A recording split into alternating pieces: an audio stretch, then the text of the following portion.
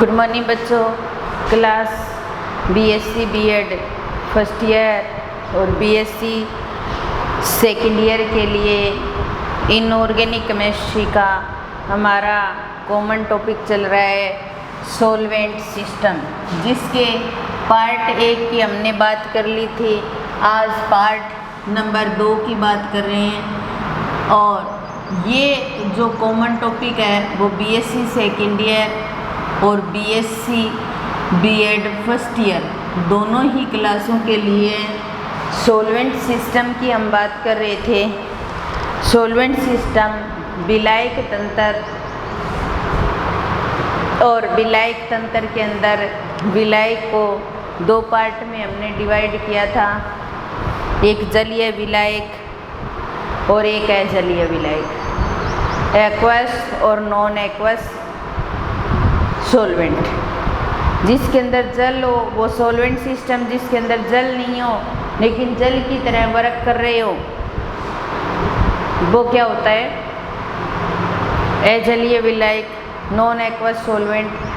फिर हम solvent system के वर्गीकरण कर रहे थे, हम विलायकों के प्रकार से संबंधित बात कर रहे थे। तो हमारा टॉपिक ये चल रहा था विलायकों के प्रकार।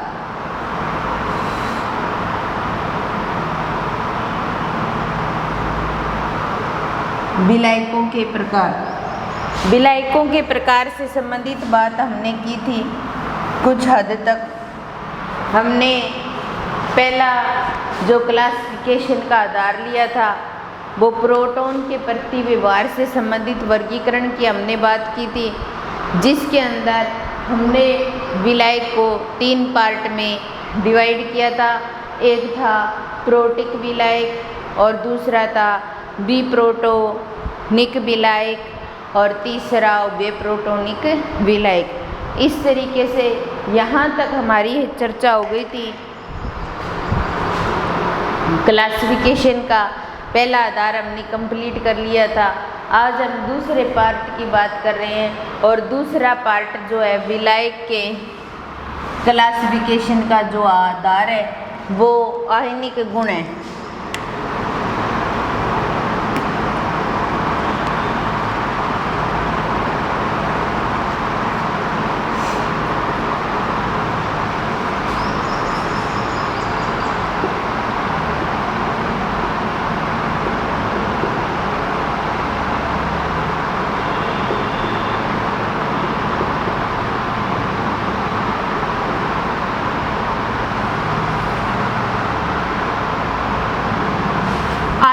गुणों के आधार पर विलायक का वर्गीकरण।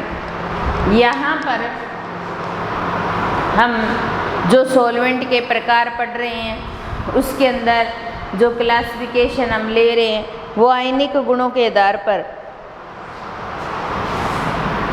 जो हमारे पास यहाँ पर विलायक है उन विलायक के अंदर गुण तो सहसंयोजक की पाए जाते हैं या उनके अंदर जो बॉन्ड होते हैं वो सहसंयोजक की पाए जाते हैं, लेकिन कुछ उनके अंदर आयनिक गुण पाया जाता है। किसके अंदर कितना आयनिक गुण है इसके आधार पर इसका वर्गीकरण जो है उसको 2 पार्ट में डिवाइड करते हैं हम। एक होता है, एक तो बोलते हैं हम आयनकारी विलायक, एक तो होता है आयनकारिक विलायक पहला प्रकार, और दूसरा जो प्रकार है वो है अनआयनकारी विलायक।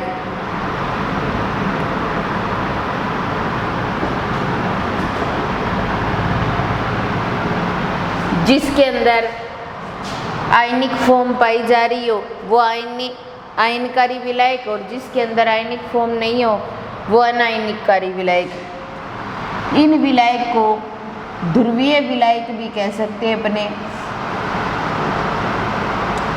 इनका एक और अन्य नाम ध्रुवीय विलायक, इनको अध्रुवीय विलायक भी कह सकते हैं अपने। अब आयनकारी विलायक और अनायनकारी विलायक की जब हमने बात की तब हमारे मन में या दिमाग में जल्दी से नहीं आया कि कौन सा विलायक हो सकता है, लेकिन मैंने लिख दिया ध्रुवीय विलायक और अध्रुवीय विलायक। अब आपके दिमाग में आ गई बात कि ध्रुवीय विलायक कौन से होते हैं और अध्रुवीय विलायक कौन से होते हैं। तो ध्रुवीय या अध्रुवीय विलायक से संबंधित बात आपने 12th क्लास में भी की होगी सॉल्यूशन वाले चैप्टर में, जिसके अंदर एक लाइन स्पष्ट तरीके से लिखी रहती है कि समान समान को बोलता है, समान समान को बोलता है। ध्रुवीय विलायक के अंदर ध्रुवीय विलय ही घुल सकते हैं और अध्रुवीय विलायक में अध्रुवीय विलय ही घुल सकते हैं, तभी विलयन बनता है। तो यहाँ पर वही ध्रुवीय विलायक और वो अध्रुवीय विलायक है, या फिर इसको इंग्लिश में बोले तो पोलर सोलवेंट कह सकते हैं, पोलर सोलवेंट कह सकते हैं, और इसको बोल सकते हैं हम नॉन पोलर सोलवेंट।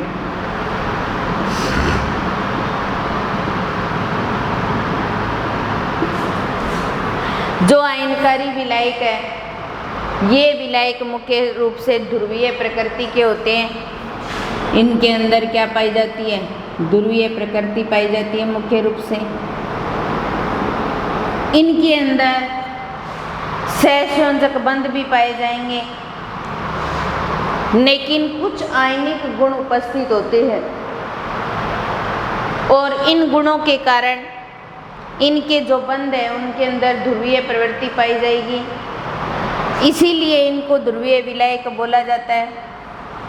तो ध्रुवीय प्रकृति होती है इनकी, इनके अंदर सहसंयोजक बंध होने के साथ, सहसंयोजक बंध होने के साथ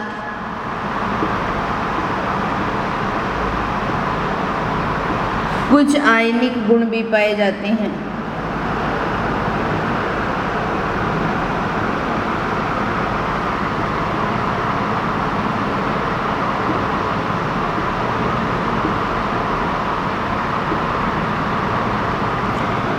सहसंयोजक बंध होने के साथ कुछ आयनिक गुण भी पाए जाते हैं और इन आयनिक गुणों के आधार पर इनकी प्रकृति कैसी होती है? ध्रुवीय होती है, ध्रुवीय बंध बना सकते हैं। और एक ये विद्युत के चालक भी होते हैं, विद्युत के चालक भी होते हैं। इनका जो हमारे पास में डाइइलेक्ट्रिक कांस्टेंट जो होता है उनकी वैल्यू भी अधिक होती है। डाइइलेक्ट्रिक कांस्टेंट, डाइइलेक्ट्रिक कांस्टेंट की वैल्यू ज़्यादा होती है। तो ये इस प्रकार के जो विलायक होते हैं वो होते हैं आयनकारी विलायक। एक तो ध्रुवीय प्रकृति पाई जाती है, सहसंयोजक बंध होने के साथ ये कुछ आयनिक गुण भी पाए जाते हैं, इसलिए ये ध्रुवीय बंध बनाते हैं। विद्युत के चालक होते हैं, डाइइलेक्ट्रिक कांस्टेंट की वैल्यू भी इनके अंदर ज़्यादा होती है। जैसे एग्जांपल लें अपने H2O plus H2O, H3O positive plus OH negative. ये जो विलायक है वो कैसा है? ध्रुवीय नेचर का है। इसी प्रकार NH3 ये आपस में रिएक्शन करें तो NH4 पॉजिटिव और NH2 नेगेटिव, ठीक है। इसके अलावा SO2 को भी इसी के अंदर रखा जाता है। SO3 पॉजिटिव और SO नेगेटिव। SO3 सॉरी उल्टा हो गया, SO3 2 नेगेटिव और ये पॉजिटिव 2 पॉजिटिव, ठीक है। इधर 2 है इधर 2 पॉजिटिव। इसी प्रकार HF प्लस HF, तो ये बन जाएगा H2F और प्लस में F नेगेटिव और ये पॉजिटिव। तो इस तरीके से ये जो है वो ध्रुवीय विलायक है, पोलर सॉल्वेंट है, जिनकी हमने बात की।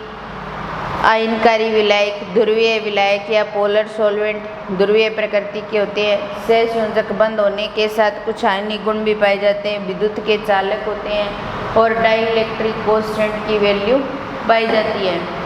और इसके अलावा इनके जो एग्जाम्पल है, वाटर हो गया, वाटर के साथ में रिएक्शन करेगा, हाइड्रोनियम आयन बनाएगा और OH नेगेटिव।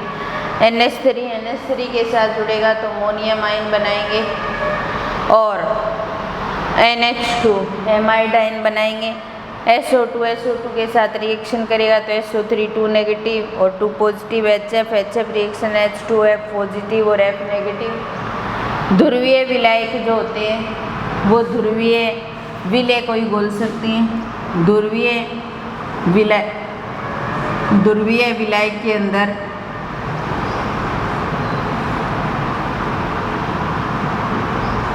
ध्रुवीय विलय ही घुल सकता है, ध्रुवीय विलय ही घुल सकता है। तो इस प्रकार के जो विलायक थे वो थे आयनकारी विलायक, ध्रुवीय विलायक, पोलर सॉल्वेंट। ठीक है। इसके अलावा हम अब बात करते हैं आयनकारी विलायक की, अध्रुवीय विलायक की, नॉन पोलर सॉल्वेंट की। इनकी जो प्रकृति होती है वो अध्रुवीय प्रकृति की होती है। इनकी प्रकृति जो होती है वो अध्रुवीय होती है। इस प्रकार के जो सॉल्वेंट होते हैं वो अध्रुवीय नेचर के हैं, तो अध्रुवीय विलय को ही अपने अंदर घोल सकते हैं। तो अध्रुवीय विलायक, अध्रुवीय विलय को ही घोल सकते हैं, विलय को घोल सकते हैं।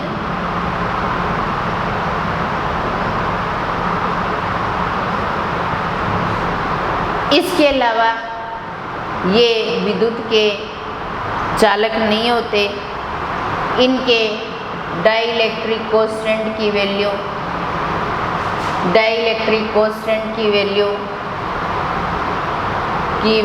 कम होती है, वैल्यू कम होती है। इसके लिए एग्जांपल लें, जैसे हमारे पास C6H6 हो गया, CHCl3 हो गया, क्लोरोफॉर्म और बेंजीन। एक बात इनके अंदर ये भी होती है कि इनमें सहसंयोजक गुण तो पाए जाते हैं या सहसंयोजक बंध तो पाए जाते हैं, लेकिन आयनिक गुण नहीं पाए जाते,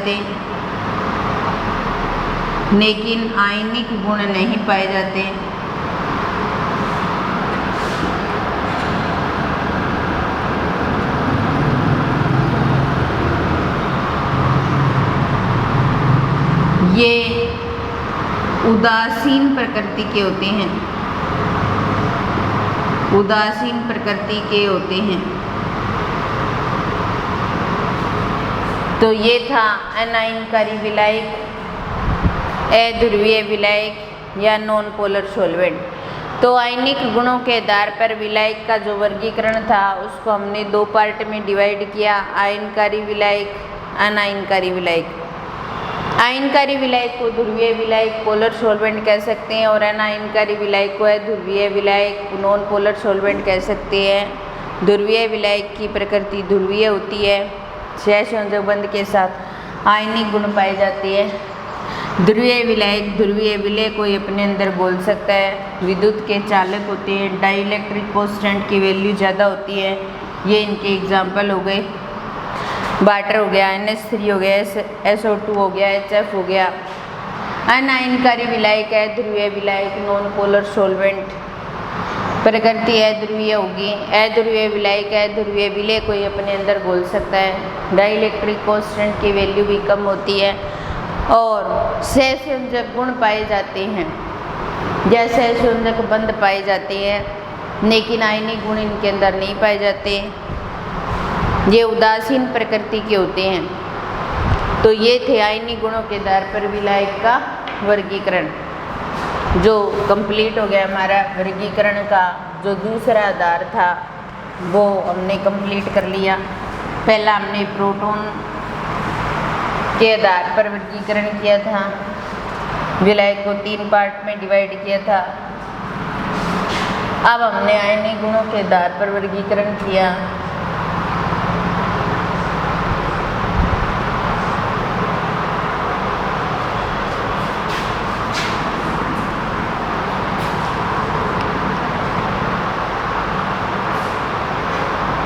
फिर होता है तीसरा वर्गीकरण, जल के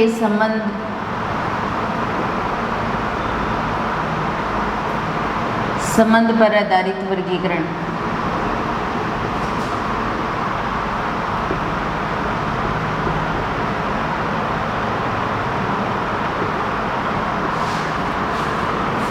जल से संबंधित करके अगर इसका वर्गीकरण किया जाए तो इन्हें 2 भागों में बांट सकते हैं। एक होता है जलीय विलायक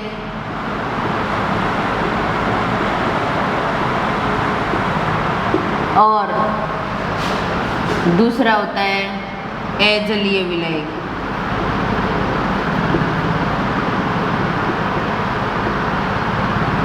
एक होता है जलीय विलायक और दूसरा है अजलीय विलायक।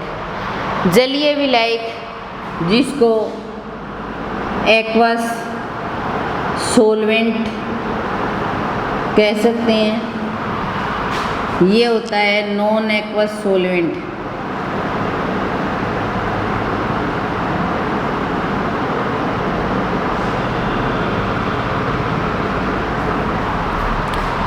एक्वस सोलवेंट जलीय विलायक जिसके अंदर जल होगा और अजलीय विलायक जिसके अंदर जल नहीं होगा।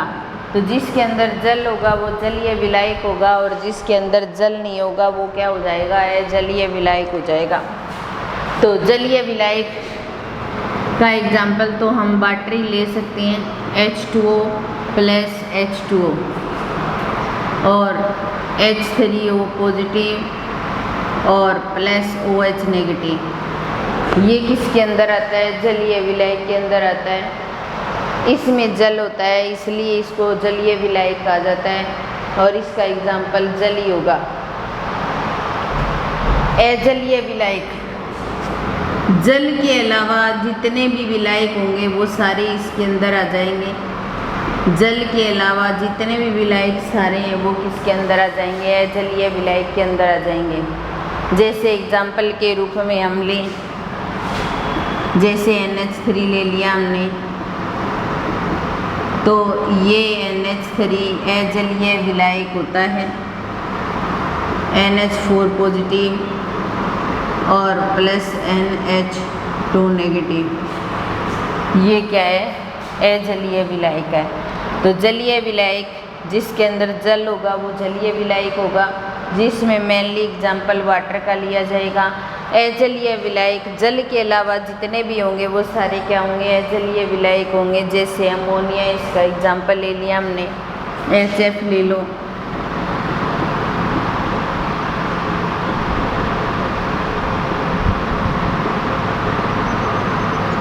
SO2 ले लो,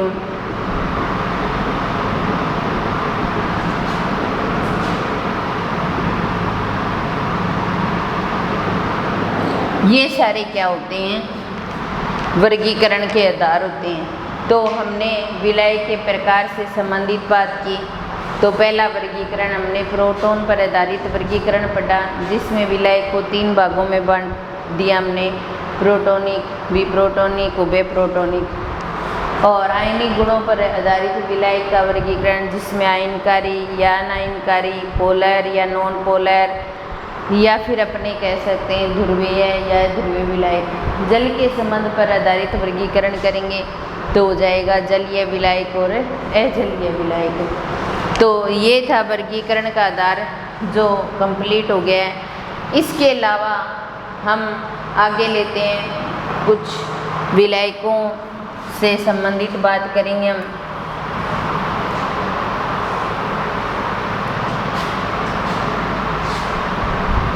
ये तो विलायक के वर्गीकरण से संबंधित बात थी। अब हम बात करते हैं विलायकों के सामान्य गुणों की। विलायकों के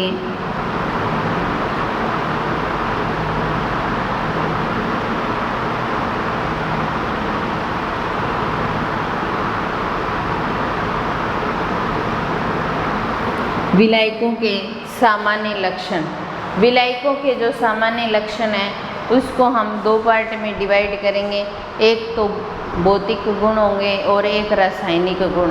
भौतिक गुण का मतलब होता है उसका ताप से क्या संबंध होता है, द्विध्रुव आघूर्ण, डाइलेक्ट्रिक कांस्टेंट, श्यानता क्या होगी उसकी, या इस तरीके के जो गुण होते हैं वो भौतिक गुणों के अंदर आता है।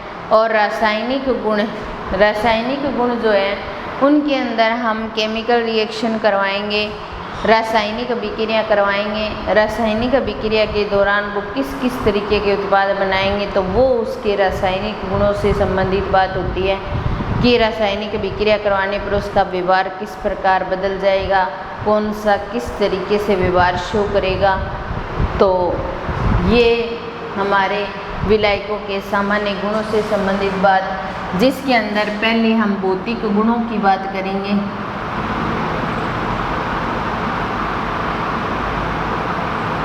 भौतिक गुण, और भौतिक गुण के अंदर फर्स्ट आता है गलनांक व क्वथनांक।